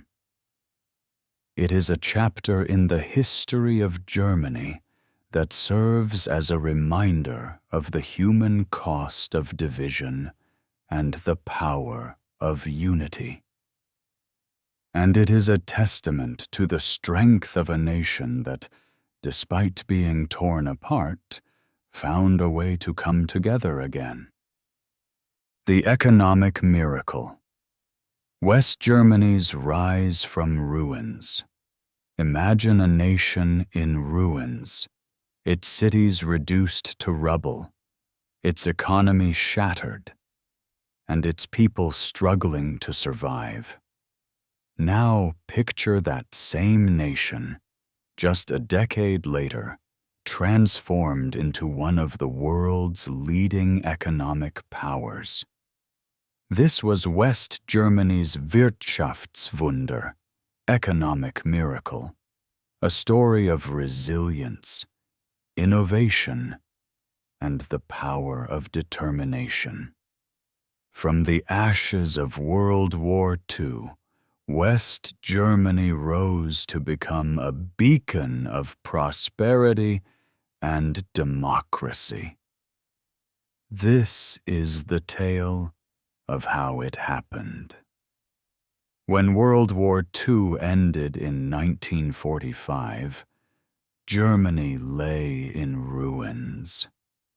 Its cities had been devastated by Allied bombing campaigns, its infrastructure was destroyed, and its economy was in shambles. Millions of Germans were homeless, hungry, and displaced. The country was divided into occupation zones, with the Western Allies, the United States, Britain, and France controlling what would become West Germany. The challenge of rebuilding seemed insurmountable.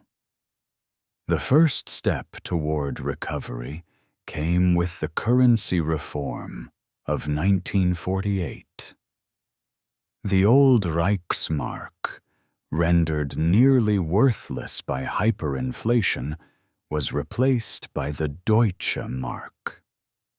The reform, led by Ludwig Erhard, restored confidence in the economy and laid the foundation for growth.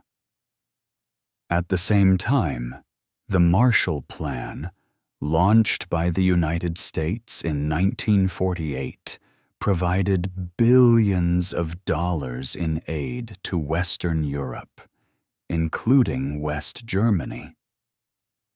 The funds were used to rebuild infrastructure, modernize industries, and stimulate trade.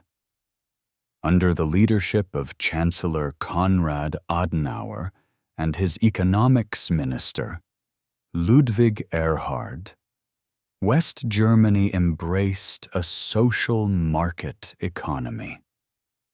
This system combined free market capitalism with social welfare policies, ensuring that economic growth benefited all citizens.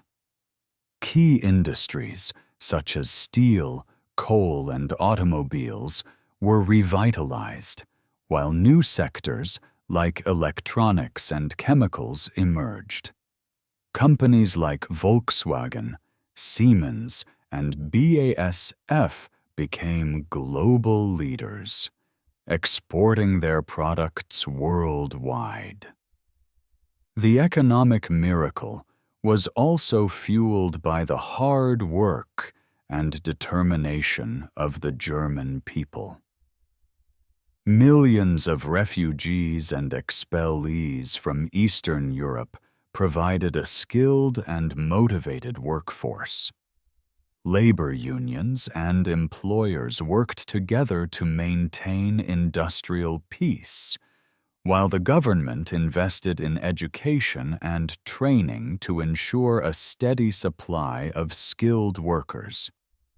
The result was a period of rapid growth, with GDP increasing by an average of 8% per year during the 1950s. By the 1960s, West Germany had become one of the world's leading economic powers. Its cities had been rebuilt, its industries were thriving, and its people enjoyed a high standard of living. The country also became a key player in European integration, joining the European Coal and Steel Community in 1951 and the European Economic Community, EEC, in 1957. These alliances helped to ensure peace and prosperity in Europe, while also opening new markets for German goods. Yet the economic miracle was not without its challenges. The influx of refugees and the need to rebuild strained resources, while the division of Germany created political and economic tensions. The Berlin Wall, built in 1961, was a stark reminder of the Cold War's divisions. Nevertheless, West Germany continued to thrive, becoming a model of stability and prosperity in a divided world. The economic miracle also had a profound impact on German society. The rise of a consumer culture transformed everyday life as Germans embraced new technologies, fashions, and lifestyles. The welfare state provided a safety net for the vulnerable, while education and health care became accessible to all. The country also sought to reconcile with its past, confronting the horrors of the Nazi era and building a new identity based on democracy and human rights. This is the story of West Germany's economic miracle, a tale of resilience, innovation, and the power of determination. It is a chapter in the history of Germany that showcases the strength of a nation that, despite its darkest hour, found a way to rise again. And it is a reminder that even in the face of overwhelming challenges, the human spirit can achieve extraordinary things. The Fall of the Wall, Reunification and Renewal. Picture: a world on the brink of change as people rise up against oppression and demand freedom. This was the world of 1989, a year that saw the collapse of communist regimes across Eastern Europe and the fall of the Berlin Wall, the most potent symbol of the Cold War. For Germany, the fall of the wall marked the beginning of a new era, one of reunification and renewal. This is the story of how a divided nation came together again, a tale of hope, courage, and the enduring power of unity. The Berlin Wall, built in August 1961, was a stark reminder of Germany's division. For 28 years, it stood as a barrier between East and West, separating families and ideologies. The wall was more than just a physical structure. It was a symbol of the Cold War's divisions, a testament to the power of oppression and a challenge to the human spirit. Yet, even in the face of such division, the desire for freedom and reunification never died. By the late 1980s, the communist regime in East Germany was under increasing pressure. The policies of Soviet leader Mikhail Gorbachev, particularly glasnost, openness, and perestroika, restructuring, had inspired calls for reform across the Eastern Bloc. In East Germany, however, the regime resisted change, clinging to its authoritarian ways. The economy was in decline, and the people were growing restless. The turning point came in the summer of 1989, when thousands of East Germans fled to the west through Hungary, which had opened its border with Austria. Mass protests erupted in cities like Leipzig and Dresden, with demonstrators chanting, "Wir sind das Volk," "We are the people," and demanding freedom and democracy. The regime, weakened by internal divisions and international pressure, was unable to suppress the protests. On November 9, 1989, the unthinkable happened. During a press conference, East German official Günther Schabowski announced that travel restrictions would be lifted immediately without delay. The announcement, made in error, sparked a wave of euphoria. Thousands of East Berliners flocked to the wall, demanding to cross. Overwhelmed, the border guards opened the gates, and people poured into West Berlin, celebrating their newfound freedom. The fall of the Berlin Wall marked the beginning of the end for East Germany. The regime, already weakened by mass protests and economic collapse, could no longer maintain control. Free elections were held in March 1990, and negotiations for reunification began. On October 3, 1990, Germany was officially reunified, ending 45 years of division. Reunification was not without its challenges. The economic and social disparities between East and West were vast, and integrating the two systems proved difficult. The cost of rebuilding the East's infrastructure and economy was immense, and many East Germans struggled to adapt to the new reality. Yet, despite these challenges, reunification was a moment of hope and renewal, a testament to the resilience of the German people. The fall of the wall also had a profound impact on the world. It marked the end of the Cold War and the beginning of a new era of peace and cooperation. Germany, once a symbol of division, became a symbol of unity and reconciliation. The country sought to confront its past, addressing the legacies of both the Nazi era and the communist regime, while also building a new identity based on democracy and human rights. This is the story of the fall of the Berlin Wall, a tale of hope, courage, and the enduring power of unity.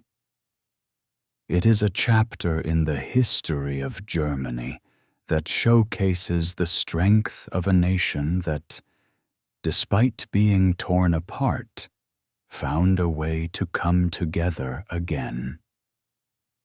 And it is a reminder that even in the face of overwhelming challenges, the human spirit can achieve extraordinary things.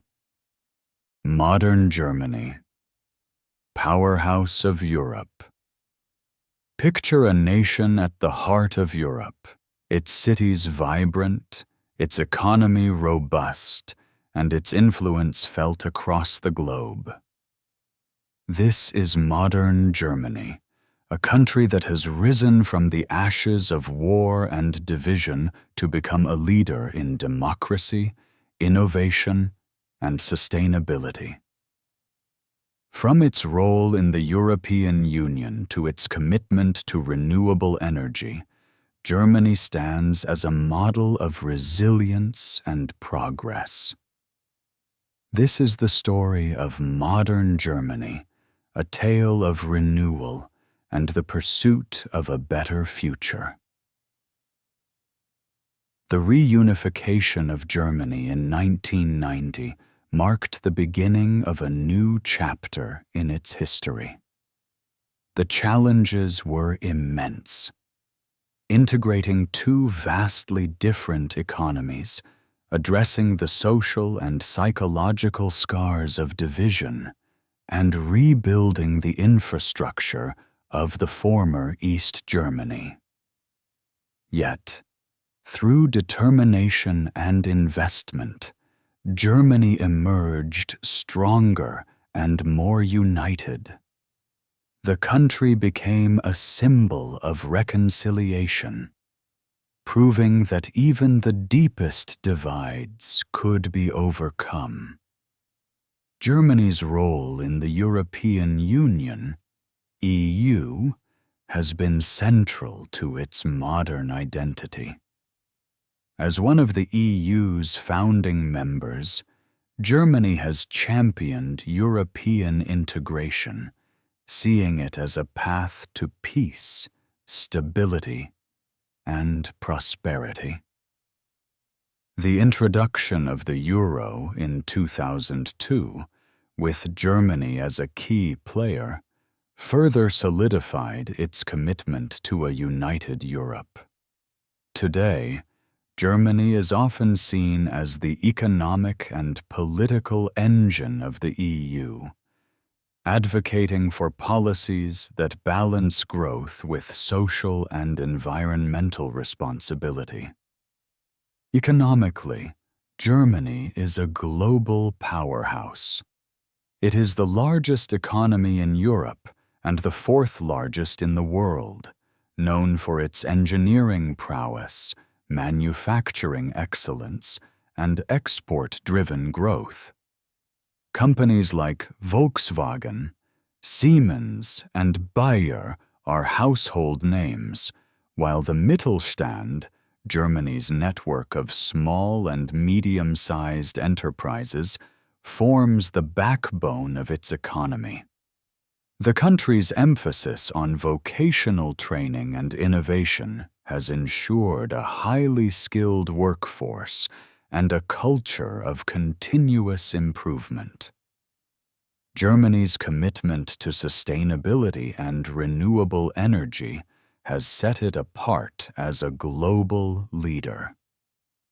The Energiewende, energy transition, is a bold initiative to shift from fossil fuels and nuclear power to renewable energy sources like wind, solar, and biomass. By investing in green technology and infrastructure, Germany aims to reduce its carbon footprint and combat climate change. While the transition has faced challenges, it reflects Germany's willingness to tackle global issues with long-term vision and determination. Culturally, modern Germany is a vibrant and diverse society. Cities like Berlin, Munich, and Hamburg are hubs of art, music, and innovation, attracting talent from around the world. The country's rich history and traditions coexist with a forward-looking, multicultural identity. Germany's response to the refugee crisis in 2015, when it welcomed over 1 million asylum seekers, demonstrated its commitment to humanitarian values and solidarity. Yet modern Germany is not without its challenges. The rise of populism and far-right movements has tested its democratic institutions, while debates over immigration and integration continue to shape its political landscape. The legacy of its past, including the horrors of the Nazi era and the division of the Cold War, remains a powerful reminder of the importance of vigilance and responsibility. This is the story of modern Germany, a tale of renewal and the pursuit of a better future. It is a chapter in the history of a nation that has faced its darkest moments and emerged stronger, more united, and more determined to lead by example. And it is a reminder that even in a complex and ever-changing world, the values of democracy, innovation, and sustainability can light the way forward. If you enjoyed the video, don't forget to give it a like and subscribe to our channel so you never miss out on more fascinating stories. We're excited to have you join us on this journey through history. See you next time.